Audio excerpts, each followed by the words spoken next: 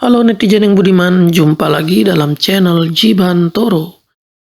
Ini adalah perjalanan diet saya, menurunkan berat badan lebih dari 20 kilo. Dari puncak berat badan saya yang mencapai 90 kilogram, akhirnya berhasil turun sekarang menjadi 67 kilogram. Perjuangan menurunkan berat badan saya ini membutuhkan waktu dari sekitar bulan Juli saya mulai berniat untuk diet sampai bulan November kelihatan hasilnya ya. Hingga di penghujung November saya sampai sakit, diet saya terlalu ekstrim mungkin ya. Buat saya ini perjalanan yang luar biasa. Tadinya saya sudah pesimis ya untuk bisa menurunkan berat badan sebanyak 20 kilogram lebih ini. Karena ya saya udah pasrah aja, mungkin karena faktor umur ya badan harus jadi sebesar ini. Alasan utama saya menurunkan berat badan yaitu karena faktor kesehatan. Waktu berat saya 90 kilogram itu cepet capek, napas pendek ya, mudah ngos-ngosan, pakai baju ya ketat semua. Pokoknya nggak nyaman banget deh dengan berat 90 kilogram tersebut. Kalau dibilangin orang gendut, dibully karena badan saya gendut besar, saya udah biasa aja sih. Ya maklumin aja, karena memang kenyataannya memang saya gendut ya. Tapi karena faktor kesehatan itu yang memaksa saya harus berubah, harus menurunkan berat badan. Panduan diet saya ini berdasarkan apa yang saya tonton di YouTube ya. Nonton tips diet, ketemu obrolan Deddy Corbuzier dengan istrinya waktu itu ya. Ngebahas soal gula, soal karbohidrat, soal defisit kalori. Nah, omongannya itu nyambung ke pikiran saya gitu. Jadi untuk diet itu yang paling utama itu adalah pemahaman kita dulu. Harus ada pengetahuannya ya, harus ada pengetahuan dan harus paham dengan metode diet kita itu ya. Diet atau puasa yang salah, bukan dimasukin lemak, bukan dimasukin daging, tapi dimasukin gula. Semua karbo itu ada gulanya ya. Banyak orang yang nggak sadar bahwa karbohidrat, nasi, kentang, buah itu karbohidrat. Nanti kita bahas tentang kenapa makan buah bisa tidak sehat. Ini pasti bertentangan. Nah, di video itu menunjukkan cara-cara diet yang salah gitu. Karena berusaha untuk diet tapi masih mengkonsumsi gula. Nah, awal-awal saya diet itu benar-benar ekstrim ya. Benar-benar ekstrim, saya mengurangi total gula. Saya sama sekali nggak ngonsumsi gula waktu itu. Bahkan untuk nasi pun saya dikit banget, lebih banyak mengkonsumsi daging, protein, daging gitu. Jadi kalau pagi itu saya cuman sarapan telur rebus 1 gitu. Kemudian siangnya itu saya sampai sengaja beli dada ayam gitu.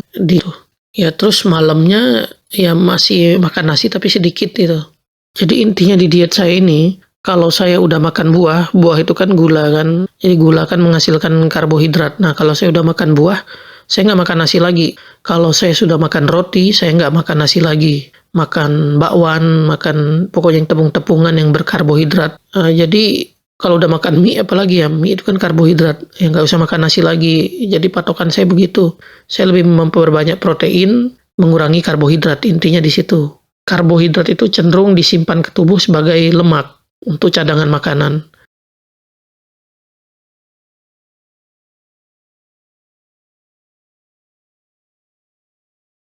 Misalnya ada suatu keadaan, 2 orang kelaparan, yang 1 orang kurus, yang 1 orang gendut, maka yang mati duluan adalah orang yang kurus. Karena orang yang kurus nggak punya cadangan makanan yang berupa lemak di badannya. Sedangkan orang gemuk bisa bertahan berbulan-bulan karena sumber makanan itu ada di dalam badannya ya, di lemaknya itu. Jadi inti dari diet itu adalah itu, mengurangi lemak di tubuh itu dengan cara mengurangi asupan kalori. Istilahnya namanya defisit kalori. Jadi dengan defisit kalori, maka kalori yang kurang itu diambil dari cadangan makanan yang ada di badan kita. Misal kebutuhan kalori kita sehari 2000 kalori, kalau untuk laki-laki ya. Jadi kita kurangin 1800 kalori. Maka kekurangan kalori yang 200 itu akan diambil dari lemak di badan kita. Jadi gitu terus, defisit kalori terus. Hingga lemaknya habis, maka berat badan kita kembali seperti semula. Agak capek juga ya kalau diet ala saya ini, agak ruwet juga karena setiap apa yang saya makan itu ada hitungannya. Misalnya makan tuh nasi sesendok itu saya hitung 25 kalori. Jadi saya makan itu waktu awal-awal cuma 4 sendok. Siang 4 sendok, makan malam 4 sendok nasi. Kalau saya nggak makan nasi, saya makan buah. Makan buah juga nggak banyak-banyak karena buah kan mengandung kalori juga. Jadi ya waktu itu saya susah payah nge-Google ya, nyari ini berapa kalori, repot juga. Ya akhirnya saya punya patokan sendiri aja lah, pakai piling aja gitu. Saya pegang di tangan saya, oh ini kira-kira 100 kalori gitu pakai piling. Pakai dimensi aja gitu loh. Kalau makanannya itu tipis gitu kan, ya meskipun piling saya itu nggak tepat ya, tapi ya itu lumayan gitu loh. Awal-awal diet tuh saya nggak sarapan pagi ya, karena mengikuti puasa. Misalnya terakhir kita makan sore jam 6. Nah udah tuh kan sampai malam, sampai kita tidur tuh kan udah lebih dari 12 jam ya. Bisa 16 jam lebih kita nggak makan gitu. Nah itu kan efektif banget puasa selama 16 jam itu, karena nggak ada makanan yang masuk, nggak ada kalori yang masuk, maka badan kita akan membakar lemak yang ada di badan kita ini. Awal-awal saya nggak sarapan, tapi ternyata itu bikin jadi bikin lemes banget pas kerja. Tapi itu sangat efektif sekali ya. Tapi ya mesti dikontrol gitu, karena kalau saat kita kerja lemes kan bahaya juga, bisa pingsan ya. Memang ya diet yang bagus itu adalah ke dokter ya, konsultasi ke dokter. Diet defisit kalori ini dari pagi kita harus planning ya, misalnya biar kita nggak terkaku kalau misalnya ada acara makan-makan di kantor gitu ya. Oh, disuruh makan kita nggak makan dengan alasan diet kan nanti dibully orang ya. Jadi kalau kita tahu misalnya, oh nanti siang ada makan-makan gitu, berarti pagi nggak usah makan. Jadi makan di kantor, jadi kita makan aja seperti biasa, orang lihat. Ngambil ngitung-ngitung ya udah berapa asupan kalori yang masuk ke badan. Sorenya tinggal disesuaikan aja udah berapa kalori yang sudah dikonsumsi pas siang tadi gitu. Jadi memang perlu planning, agak ribet diet saya ini. Efek samping dari diet defisit kalori ini ada ya. Kalau kekurangan kalori, badan tuh akan cenderung lemah dan kepala itu kayak pusing, kayak kekurangan darah gitu. Lebih baik jangan terlalu ekstrim.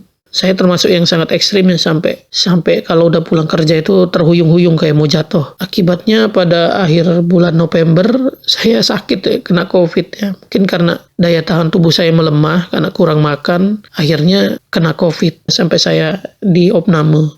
Jadi kalau daya tahan tubuh melemah malah jadi ngundang penyakit. Kalau berat badan kamu udah mendekati ideal, sebaiknya perbaiki lagi defisit kalorinya mendekati kebutuhan kalori sehari-hari. Karena badan kita melaporkan kekurangan kalori, mau ngambil lemak cadangan di badan kita udah nggak ada, kekurangan tenaga di badan, akhirnya imun tubuh lemah, akhirnya ngundang penyakit.